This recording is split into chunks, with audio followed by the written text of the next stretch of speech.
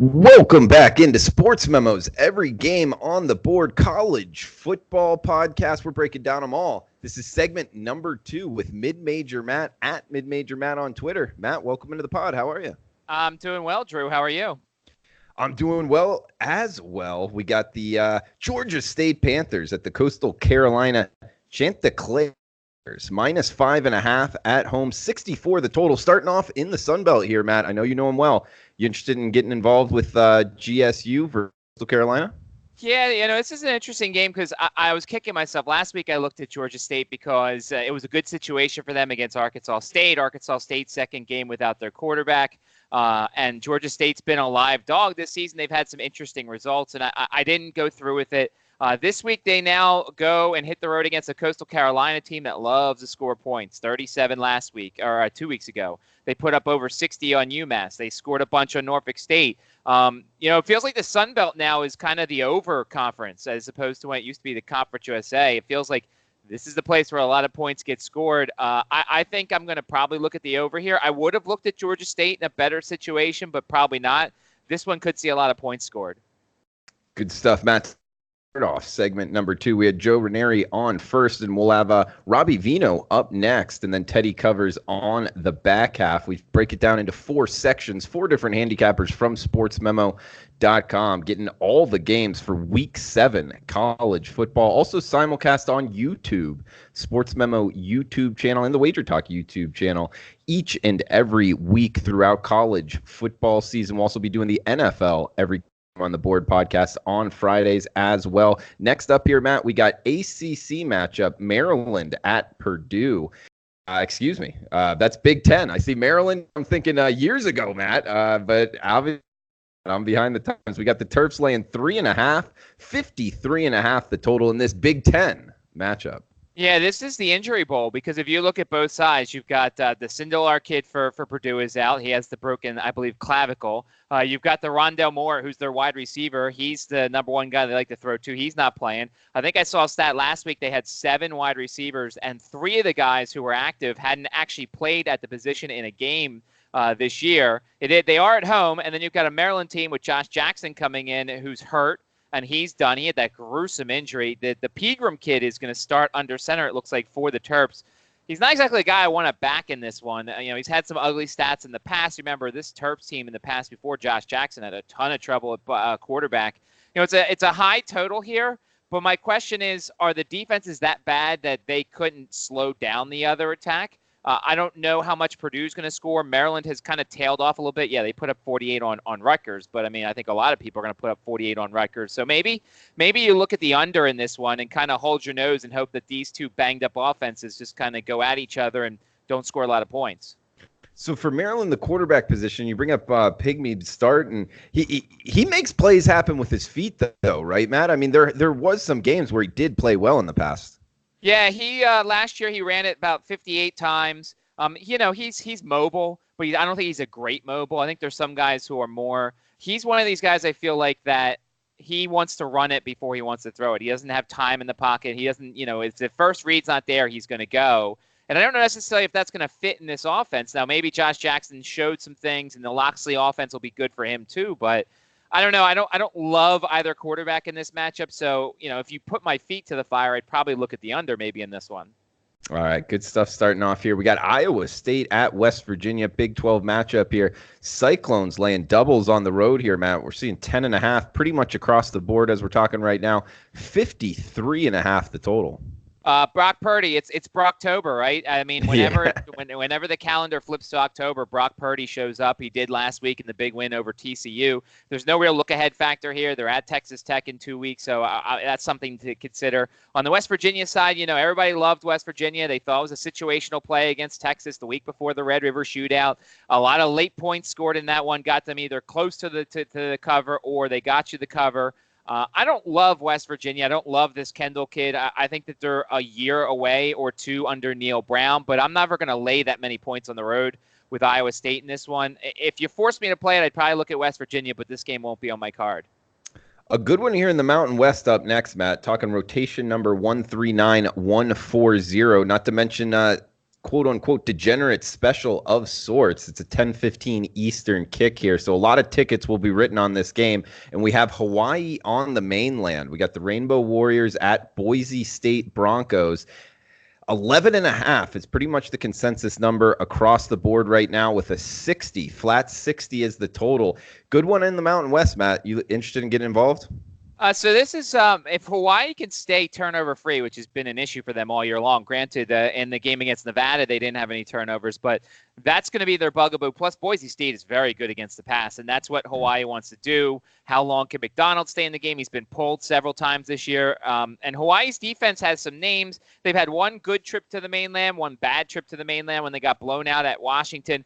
I'm not a guy who likes to back Hawaii when they make these road trips because the time zone difference, and sometimes you see them struggle away from home. It's a big number in this one. Boise State has covered numbers like this in the past, and they're beating up teams. And the one thing to consider is they've got a road trip to BYU next week. That's a big game for them. Maybe they're not as focused, but even then, I still think they beat Hawaii. Good stuff, Matt. We got Ball State at Eastern Michigan and Maction up next. 58 the total. I'll tell you, Matt, this Ball State team, they're a tough team. I wouldn't count them out. They are on the road here. Eastern Michigan, it's a team I haven't really bet much, but I'm leaning towards Ball State, and it looks like Eastern Michigan's laying one at home. Yeah, Eastern Michigan's a team that I've been involved with several times. Once again, last week I liked Central Michigan, couldn't pull the trigger, and of course Central Michigan blew them out. Eastern Michigan's a tough team to figure out. I had Central Connecticut State back on September 21st. They covered that game easily. Eastern Michigan's got the edge here at quarterback. Glass and the quarterback at Ball State are pretty close to each other. Eastern Michigan doesn't have a great home field advantage. The only thing you know about them is that they've got that weird gray turf there, gray and then the offset gray. Their defense isn't very good. Ball State coming in off of winning that game at Northern Illinois. Apparently they play for a weed or something, and it's the first time that they've won the weed or the whatever they call it in a long time. So Ball State was really happy. They were really emotional after this game. Second straight road trip. I, at this number, may look at Eastern Michigan as a spot play here, thinking Ball State got a little fat and happy after their win last week over in Northern Illinois. So it's actually a rival trophy of sort in this game in Maction? And Ball State, Northern Illinois last week played for. It looked like a weed. I don't know what it was. It was a plant of some sort, a thicket. I don't know what it was, but it was something, and they got really happy about it. If you look up in Maction, there's a lot of weird trophies that are involved in some of these matchups. But I think Eastern Michigan, it could be the better team in this one. And at one point, I think I might take a shot on them at the spot.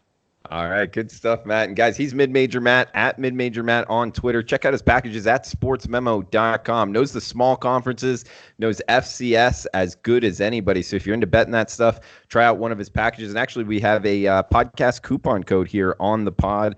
MMM69 at checkout for a 7-day all-access package, bringing it under $10 per day for Mid-Major Matt's 7-day all-access pass. MMM69 at checkout is the coupon code for huge savings there at sportsmemo.com. He's also off of a 6-1 college football weekend, so big profits last weekend for Mid-Major Matt. We got Old Dominion at Marshall. The Thundering Herd laying 15 at home, 47.5 the total here, Matt. In theory, this is a get-right game for Marshall. They've lost their last two. They lost the big game to Cincinnati. And last week, it was really odd seeing them lose on the road to Middle Tennessee. This is not your dad's Middle Tennessee team, a.k.a. it's the post-Brent Stockstill team. A lot of things were thought about Marshall this year entering the year. They have, the quarterback play. The offense was supposed to go under Doc Holliday. The defense was supposed to be good enough in a conference that doesn't have a lot of good defenses, but they sit at 2-3. This is, a team with a lot of expectations. On the other side, ODU has lost 4 straight. They barely win their first game against Norfolk State. They then lose to Virginia Tech and Virginia. Unfocused spots for both teams. So they got the covers, but then people start thinking, well, maybe they're better than they are. Then they lose to East Carolina at home. Last week they were punchless against Western Kentucky. In theory, this is a get-right game for Marshall in terms of the offense should play better. The defense should play better. I think this could be an under here. ODU struggling to score right now. Marshall also has Florida Atlantic on the road the next Friday night. So, therefore, there could be a bit of an unfocused situation here. But I think this might be an under here because I don't know how many points ODU is going to score against this Marshall defense. Oh, Matt, got to put you on the spot, man. Marshall at FAU next week, right? Marshall at FAU next week. I mean, it depends. If they come out of this healthy, I'm guessing, well, you might have more experience in this. What do you think the line would be for that one next week? That was gonna be my question to you, but if you want to put me back on the spot, I'm gonna say FAU -1. Ooh, man, at FAU -1, I might have to have them defending their home turf there. I mean, they're still a pretty good team themselves, and it depends on how confident Marshall comes out of this. Any injuries or, how the quarterback play looks. We know what we're getting from FAU, but we're certainly not getting what we expected from Marshall this year. So you'd go FAU what minus a touchdown? Where are you thinking? No. I'm just saying I'm bad at setting the line, so I would say it's probably like a 3.5, 4 type of situation. The dead number there, because you figure people are going to want to bet Marshall. I mean, neither of these teams are public outside of people who know Lane Kiffin, so I figure they would set the number maybe small enough to get people to bet on Florida Atlantic, and then the sharps come in and take Marshall. I don't know. I'm not good at that stuff. Yeah, I mean that's the reason I would look to bet FAU. That's why I made them, but I made it so low because I thought that more people would be on Marshall. Heck, who knows? Could be wrong. We'll find out next Sunday when Circa releases the lines right here in Las Vegas, Nevada. We got New Mexico State up next. Yeah, looking at numbers 145, 146. If you're following along at home, 3 p.m. Eastern, 12 noon Pacific kick here. We got New Mexico State at Central Michigan. The Chippewas laying 10.5 at home, 58 the total here, Matt. Chippewas coming off a huge win over their rival Eastern Michigan, 42-16 last time out. The big news, though, this week, quarterback David Moore suspended for illegal substances. Now, they're trying to appeal it. Who knows if he'll be ready. Dormady, the Tennessee transfer, was on the sidelines last week, was at practice. They think he's getting close. I don't know if this will expedite things a little bit for him because they need to figure this out at quarterback. This is an odd placement for a game. It's homecoming. It's kind of in the middle of MAC play. We know how bad New Mexico State is. I mean, New Mexico State has gotten blasted by most of the teams they've played. They lost by 51 to Washington State. They lost by 52 to Alabama. They lost by 21 to San Diego State. I mean, they've got a decent offense with the Atkins kid, but their defense isn't very good. It's a weird placement for a game, this one, and I don't know if I can bet it until I figure out who's under center, because if it's Dormady, they should be able to blow their doors off. If it's not Dormady and it's not Moore and it's some other kid, then I don't know if I can play this game. All right, interesting stuff there at CMU with the quarterback position. Minus 10.5 is the number in that one. Heading out to the Pac-12, we got Washington State at Arizona State. Looks like 59 being the total, and pretty much a pick'em price seeing -1 Arizona State at home under Herm Edwards. This is Herm Edwards versus Mike Leach here, mid-major, Matt. Good coaching matchup. Yes, it is. And the big question is, what's Washington State going to do? Their offensive coordinator, Tracy Clady's resigning last week. And so I was reading some tweets and stuff on the game, and they said that they have drastically changed their defensive depth chart for this one. It's something you don't necessarily want to do in the middle of the week or in the middle of the season, certainly, because you are what you are. You recruited who you thought was going to be their system.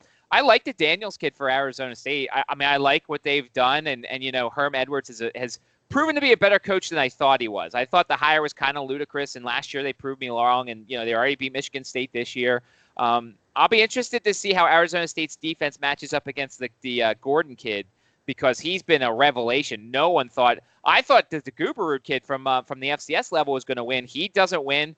Gordon gets the job. He's been fantastic this year. Both teams coming off a bye. I'll be really interested and can see why this is a really short number in this one. Let's stay in the Pac-12 mid-major, Matt. We got Utah at Oregon State, 59 the total. The Utes laying 2 touchdowns on the highway. Last week I had Oregon State. That one won easily. They were very impressive against UCLA. They've been very impressive the past couple of weeks, beating Cal Poly. That's not a terrible FCS school. The loss to Stanford, they tried to come back late and they couldn't do it. Oregon State's been very good this year. And, at home, they're not a terrible look here, but you got a Utah team coming off a bye week. They're very focused. They're a more veteran bunch. They've got a better defense. I'm looking here to see. There's no real look-ahead factor. They've got Arizona State at home. As I said, and this is my theme, Utah's clearly the better team, but I'm never going to tell anybody to lay 2 touchdowns on the road, especially with a live offense. The Luton kid is good. They've got a very good wide receiver in Oregon State. I don't love their defense, but, Utah's offense has been very hit or miss this season. So it's probably home dog or pass for me in this one. As I said, I'll never lay that many points on the road with the better team. Backdoors happen way too often with stuff like that. Yeah, I agree with you. Utah, I don't want them in this price range anyway, especially Oregon State has looked good of recent. We got Washington at Arizona as we finish off the triple pack here in Pac-12 play. Washington, the Huskies laying 6 on the highway, 59 the total. Two losses already in the Pac-12 for Washington. Very surprising because I think a lot of people thought, and I'm sure the odds were them and Utah and Oregon as the top three teams to win this conference. They can't afford to slip up once again. Arizona's got Khalil Tate, in a league that's seen so many quarterbacks go down. Tate was injured and banged up. There was a lot of talk this week about Washington having to slow down Tate because Washington's had a little bit of an issue this year with teams that run the ball. I think Washington is going to play better in this game. It's a tough atmosphere against Arizona. Khalil Tate, is a very big wild card here. Once again, much like the other game, it's a shorter number. I'd look probably to the home dog in this one or probably sit this one out because I can't trust Washington right now. They just haven't played good football. Let's head to a cross-division matchup here in the SEC, Matt. We got Ole Miss Rebels at the Missouri Tigers. Looks like Missouri laying 12 in Columbia, 56.5 being the total. Missouri is going to be a different team without Kelly Bryant. That injury, however you thought about when it happened and if it was dirty or not, they're going to be a different team. The Troy game went about as we expected, 42-10. Missouri got the win. The defense played better. I think a lot of people thought that was going to be an over. Missouri this year has played surprisingly good defense. During this 4-game home stretch so far at home, 7 to West Virginia, 0 to Southeast Missouri, 14 to South Carolina, and 10 to Troy. So they know what they're doing, and this is an Ole Miss team that's put up better offensive numbers, but not exactly against the better competition. They only scored 20 against Cal. They only scored 10 against Memphis way back in week 1. I don't trust this Mississippi offense on the road, but we also don't know what Missouri is going to look at without Kelly Bryant. This could be an under, too, if you think that Ole Miss maybe slows down Missouri and you think the Tigers miss a beat without Kelly Bryant. Yeah, and in Ole Miss, the quarterback situation, they're giving Plumlee a chance to take some snaps over Corral. So it's kind of both teams, Matt, with, what's going on at the quarterback position, huh? Yeah, exactly. And when you have stuff like that, it makes it harder to bet these games because maybe the backup is better. Now, in Kelly Bryant's situation, your backup's probably not better. But in Ole Miss, maybe the guy that they, put out there is better. And so there's a lot of uncertainty. And as we say, and I've seen the comments that we get on these YouTube things, and they're like, well, make a pick on every game. Well, there's so many games out there. You don't have to pick every game. You can just go and cherry pick things. As I said, I'm a mid-major guy, so I don't look as much as the SEC. I do some research for the podcast like this, but I cherry pick the games that I want to play. And so I don't have to have an opinion on every game. I'll give you the facts and I'll give you what I know, but there doesn't have to be a pick in every game. Hey, we got 2 advantages at sports, in being the sports bettor anyway, over the book. It's what to bet and how much to bet. So, no, you don't have to bet each and every game, but we do have an SEC East matchup here. Used to be a rivalry. I guess we could call it a rivalry of sorts. We got the Gamecocks from South Carolina at the Georgia Bulldogs. This one in Athens, Georgia, Sanford Stadium. Bulldogs laying 24 in the hook at home, 52.5 the total, Matt. Georgia is coming off the 43-14 win against Tennessee. South Carolina coming off an effort where they're coming off a bye week.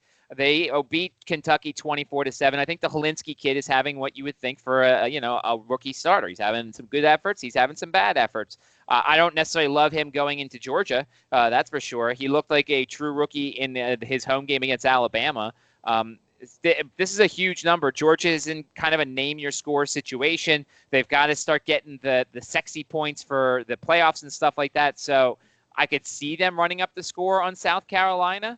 Once again, there's better games on the board, but this is a big number for a reason. Georgia is just that much better than South Carolina right now.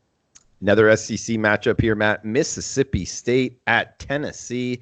Seeing the SEC West team laying 7 on the road in Knoxville. 53 the total here. Have to wonder what Tennessee's mindset is. Last week they played, I believe they scored the first touchdown against Georgia. The Rocky Top was blaring. Everybody was rocking in Tennessee. And then all of a sudden the bottom fell out and they lost 43-14. They've lost 2 straight. They've only got 1 win this year. I could see why the 7 is there because there's just not a lot of talent in Tennessee. And there's, quarterback issues there. They're not getting good defense right now. So, this is a team I don't want to back. But then again, you've got a Mississippi State team that's lost 2 of their last 3. They didn't look good at Auburn. They lost at home to Kansas State. They haven't played great themselves. These are 2 teams that I don't necessarily want to back right now because I just don't like what I'm seeing from either of them. Guys, we got 2 games left. He's Mid-Major Matt at Mid-Major Matt on Twitter, and we got the coupon code MMM69 at checkout for a 7-day all access at sportsmemo.com. He's off of a 6-1 weekend in college football, so seeing it well of late, and you can get his full week service, 7-day all access, sportsmemo.com. Using the coupon code MMM69. That's Mid-Major Matt's favorite number at the end there, MMM69 at checkout. 7-day all-access package at sportsmemo.com. We got 2 action games to finish it off here. Saturday action, Kent State at the Akron Zips. 57 the total, minus 14 in the hook. That's Kent State laying on the road. Akron is probably the worst team in the country. Maybe it's them and New Mexico State. We kind of decided that 2 weeks ago when they lost by 8 at UMass, 37-29. They've had a bye week. Sometimes I like to play some of these bad teams off bye weeks. They get to refresh themselves. They get to figure things out and, take a breath a little bit. Was reading about how the quarterback situation is a little bit up in the air with Akron. They're not sure if Cato Nelson's going to play in this one. If he does, that makes a difference. But the Zips team at home lost 31-20 to UAB. They lost 35-7 to Troy. But can you really lay this many points with Kent State? Granted, they've had some success. They're coming off the 48-0 loss to Wisconsin, so they're going to be a little banged up. They're going to be a little, weary after a game like that. They did blast Bowling Green 62-20 a couple weeks ago. They beat Kennesaw State, so they have 2 wins on the season. Kent State, the more talented team, but do you ever feel that comfortable laying that many points on the road with a squad like this? It's very capable of laying an egg, certainly in Akron. Yeah, Akron's not a very good team at all, but I'm with you. It's tough to lay more than 2 touchdowns here on the road with not a very good team. We got last game up for this section, then we'll bring Robbie Vino in for section number 3. And guys, this is the college football Every Game on the Board podcast, doing it each and every week throughout football season at sportsmemo.com. We got Northern Illinois at Ohio, the Bobcats, seeing the Bobcats minus 6.5 in Athens, Ohio, 50.5 the total. Bobcats coming off the overtime win in Buffalo. This is homecoming for Ohio. They've been a massive disappointment themselves, 2-3. I think you and I may have done a podcast on the MAC East before the season began, and we said basically Ohio's going to run away with this thing. They've got the talent, they're the Rourke kid, they've got Frank Solich as head coach. Like, there's a lot of reasons to like Ohio, but the offense hasn't worked, and the defense has struggled at times this year. They host Northern Illinois team, who has been the class of the MAC for a lot of years. But as we said, they're 1-4 under their new head coach, Thomas Hammock. The one thing that's consistent with this team is their defense. They've played defense so far this year. It's the offense, as usual, letting them down. Bowers, the Cal transfer, has looked good at times. They scored 2 quick touchdowns against Ball State last week, and then it kind of dried up, and everything went downhill from there. Usually when I see numbers in the 50s when it comes to Northern Illinois, I like to take the under because I know how inconsistent their offense is, but the defense shows up time after time. The first half of last week's game, they had one of their top players out because of a targeting penalty the previous game. He'll play the full game most likely here. Whenever the total's this high on Northern Illinois, I usually lean to the under because their defense is good, but their offense is very suspect. Matt, great stuff as always, man. I know you were at ACC Media Day, correct, for college basketball just this past week? Yeah, ACC Basketball Media Day earlier this week, and certainly had a chance to talk to coaches and players as part of my job with ESPN Radio in Richmond, and really looking forward to that. And we'll start getting into some basketball. It's really odd timing for college basketball, it feels like. They're coming up in about a month or so, and we'll still be in the heat of the NFL and college football seasons. But you better believe we'll have plenty of mid-major, non-Power 5 plays for college basketball this year. Absolutely. And Matt, good stuff as always on the Every Game on the Board podcast. We'll bring in Robbie Vino here shortly. Guys, remember the podcast coupon code MMM69 at checkout. $69 for his 7-day all-access package at sportsmemo.com. Best of luck to you, Mid-Major Matt, this weekend. We'll have you on next week. And guys, we'll be right back with Robbie Vino.